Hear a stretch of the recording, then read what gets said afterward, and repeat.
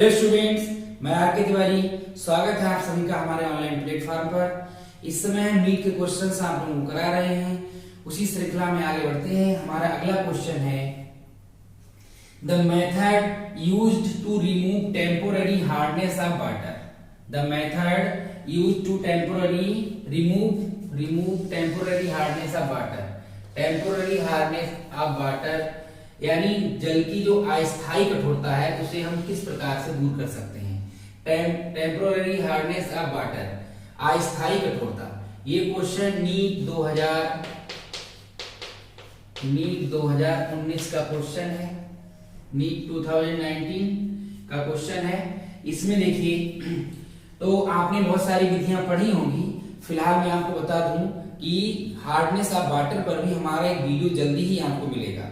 ठीक है, जल की कठोरता अर्थात हार्डनेस ऑफ वाटर पर आप लोगों को बहुत जल्दी एक हमारा वीडियो मिलेगा, जिसमें आप हार्डनेस ऑफ वाटर के बारे में डिटेल में आप समझेंगे। फिलहाल के लिए ध्यान दीजिए, यहाँ पर कुल 4 मेथड्स दिए हुए हैं, जिनमें से यदि आपने पढ़ा है तो आपको पता होगा कि जो टेम्पोररी हार्डनेस ऑफ वाटर है उसे हम क्लार्क मेथड द्वारा रिमूव करते हैं। ठीक है, सभी मेथड्स पर चर्चा करना संभव नहीं है। कार्गन का प्रोसेस है जिससे हम दोनों प्रकार की कठोरता को दूर कर सकते हैं। ठीक है, ion exchange method, synthetic resins method. लेकिन इनमें जो क्लार्क मेथड है, इससे हम जल की अस्थायी कठोरता को अर्थात टेम्पोररी हार्डनेस ऑफ वाटर को रिमूव करते हैं। ठीक है, कैसे करते हैं? क्योंकि आप जानते हैं कि जल की अस्थायी कठोरता के लिए कौन जिम्मेदार है? कैल्शियम और मैग्नीशियम के बाइकार्बोनेट लवण। तो इस मेथड में हम किससे रिएक्शन करवाते हैं? इस मेथड में हम CaOH का होल ट्वाइस से रिएक्शन करवाते हैं, यानी चूने, बुझे हुए चूने का उपयोग करते हैं और उसके द्वारा हम हार्डनेस ऑफ वाटर को रिमूव कर लेते हैं। कैसे कर लेते हैं? कुछ रिएक्शंस को देखा जाए। देखिए, CaHCO3 का होल ट्वाइस एक कैल्शियम बाइकार्बोनेट है जो वाटर की टेम्पोररी हार्डनेस के लिए रिस्पॉन्सिबल है। ठीक है, इसकी रिएक्शन जब हम CaOH का होल ट्वाइस से करवाते हैं क्लार्क मेथड में, तब हमें क्या मिलता है? तब हमें मिलता है ये Ca है और ये Ca है, 2 Ca है तो 2Ca और 2 CO3 है, यहां से 2 CO3 ले लीजिए, CaCO3, 2CaCO3 मिलता है और प्लस यहां पर 2H है, 2H और 2OH हमें क्या मिल जाता है? 2H2O हमें मिलता है। ठीक है, और ये जो है अघुलनशील है, एक ऐसा है अघुलनशील है, ये वाटर में जो है डिजॉल्व नहीं होता है। ठीक है, अघुलनशील है, अघुलनशील, ये नहीं घुलता है वाटर में। ठीक है, ये नीचे बैठ जाता है, इसे छानकर अलग कर देते हैं। इसी प्रकार से मैग्नीशियम का जो बाइकार्बोनेट है MgHCO3 का होल ट्वाइस, ये जो है CaOH का होल ट्वाइस से रिएक्शन करता है क्लार्क मेथड में, और हमें क्या मिलता है? और हमें मिलता है, यहाँ पर देखिए दोनों Ca ही थे, ये भी Ca था, ये भी Ca था, तो 2CaCO3 मिल गया। ठीक है, और यहाँ पर जो है ये नॉन सॉल्युबल, अघुलनशील means non soluble, non soluble. ठीक है, नॉन सॉल्युबल कैल्शियम कार्बोनेट हमें मिलता है जो नीचे बैठ जाता है, जिसे छानकर अलग कर दिया जाता है और इस प्रकार से जल की कठोरता दूर हो जाती है। हमने बताया ना कि जल की कठोरता हार्डनेस ऑफ वाटर पर हम डिटेल में चर्चा करेंगे, एक पूरा लेक्चर आएगा। ठीक है, तो आप लोग हमारे साथ बने रहिए और चैनल को अगर सब्सक्राइब नहीं किया तो सब्सक्राइब कर लीजिए, वीडियो को लाइक कर दीजिए, ज्यादा से ज्यादा अपने फ्रेंड्स में शेयर कर दीजिए। तो ध्यान दीजिए, MgCO3, तो यहाँ पर क्या होगा? ये जो आपका Ca है, कैल्शियम और मैग्नीशियम, दोनों के अलग अलग लवण हमें यहाँ पर मिल जाएंगे। जो 2 CO3 है, एक CO3 से रिएक्शन करेगा, दूसरा Mg जो है दूसरे CO3 से रिएक्शन कर लेगा। 2 CO3 है ना, तो एक से CO कर लेगा, वो सॉरी CaCO3 बन जाएगा और MgCO3 बन जाएगा। दैट मीन्स हमें क्या मिलेगा? CaCO3 प्लस MgCO3 और प्लस 2H2O हमें मिलेगा।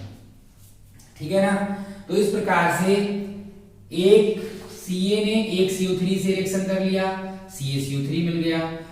Mg ने दूसरे CO3 से रिएक्शन कर लिया, क्या मिल गया? MgCO3 मिल गया। और यहाँ पर 2 H है और 2 OH है, ठीक है, दोनों ने मिलकर के क्या बना लिया 2H2O। और इस प्रकार से हमें यहाँ पर क्या मिला, ये नॉन सॉल्वेबल कार्बोनेट हमें मिलते हैं जो नीचे बैठ जाते हैं, इनको छानकर अलग कर दिया जाता है और इस प्रकार से जल की अस्थायी कठोरता अर्थात टेम्पोररी हार्डनेस को रिमूव किया जा सकता है। तो यहाँ पर जो 2019 में नीट में क्वेश्चन पूछा गया था, the method used to remove temporary hardness of water, तो उसका सही आंसर क्या है, उसका सही आंसर है क्लार्क मेथड। अंडरस्टैंड? तो क्लार्क मेथड के द्वारा हम टेम्पोररी ऑफ हार्डनेस को रिमूव कर सकते हैं। कौन सा मेथड है, क्लार्क मेथड, जिसके द्वारा हम टेम्पोररी हार्डनेस ऑफ वाटर को रिमूव कर सकते हैं। अंडरस्टैंड? अब देखिए अगला नेक्स्ट क्वेश्चन देखते हैं। इस पर आप लोग चिंतित ना हो, इस पर हम हार्डनेस ऑफ वाटर पर पूरा एक वीडियो बनाएंगे आप लोगों के लिए, ठीक है। अब इसको देखते हैं। The number of hydrogen bonded water molecule, क्या लिखा है, hydrogen bonded water molecule associated with CuSO4 into 5H2O is, यानी जो CuSO4 है इससे कितने वाटर मॉलिक्यूल हाइड्रोजन बॉन्ड से एसोसिएट हैं अर्थात जुड़े हुए हैं, ठीक है। हाइड्रोजन बॉन्ड से कितने जुड़े हुए हैं, तो इसके लिए हमें CuSO4 into 5H2O का स्ट्रक्चर देखना पड़ेगा, ठीक है, तब हम इसको बता पाएंगे। और ये बहुत इंपॉर्टेंट, बहुत अच्छा क्वेश्चन है, इसको बहुत ध्यान से समझ लीजिए। तो इसमें क्या होता है, देखा जाए इसका जो स्ट्रक्चर है CuSO4 into 5H2O का, क्वेश्चन तो समझ गए होंगे ना।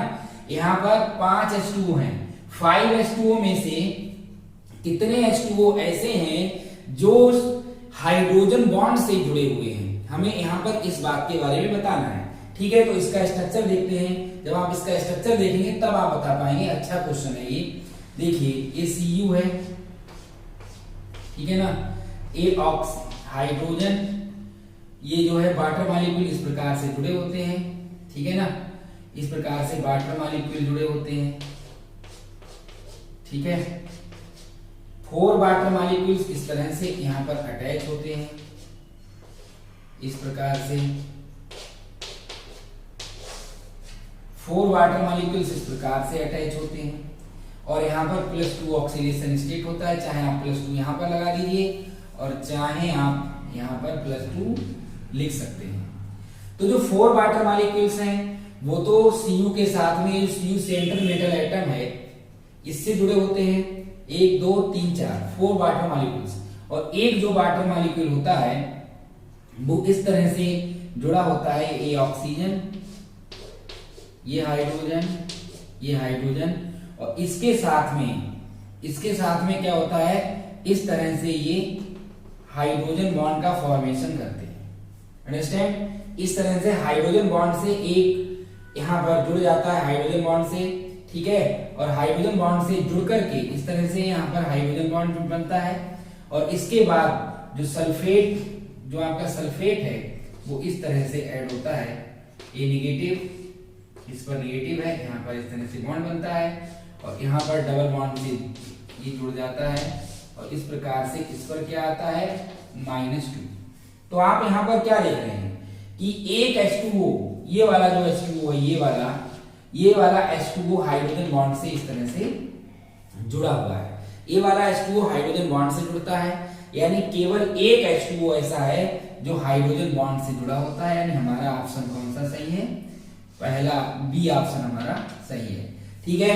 यानी ध्यान देंगे CuSO4 into 5H2O में H2O मॉलिक्यूल तो 5 है, H2O मॉलिक्यूल 5 है, but only 1 H2O molecule is bonded with hydrogen bond, hydrogen bond से केवल एक H2O मॉलिक्यूल बॉन्डेड होता है। अंडरस्टैंड? तो इस प्रकार से आज के क्लास में हम लोगों ने 2 क्वेश्चंस को किया, जिनमें ये काफी अच्छा क्वेश्चन है, इसको आप लोग याद कर लीजिए क्योंकि यहाँ पर बहुत ही इंपॉर्टेंट बात है। और ये क्वेश्चन भी कब पूछा गया है, ये क्वेश्चन भी नीट 2019 का ही क्वेश्चन है, 2019 में नीट 2019 में इस क्वेश्चन को पूछा गया है, ठीक है। इसी तरह के क्वेश्चंस को पढ़ने के लिए, जानने के लिए बने रहिए हमारे साथ और ज्यादा से ज्यादा अपने दोस्तों को शेयर करिए। आज के लिए इतना ही, दैट्स ऑल।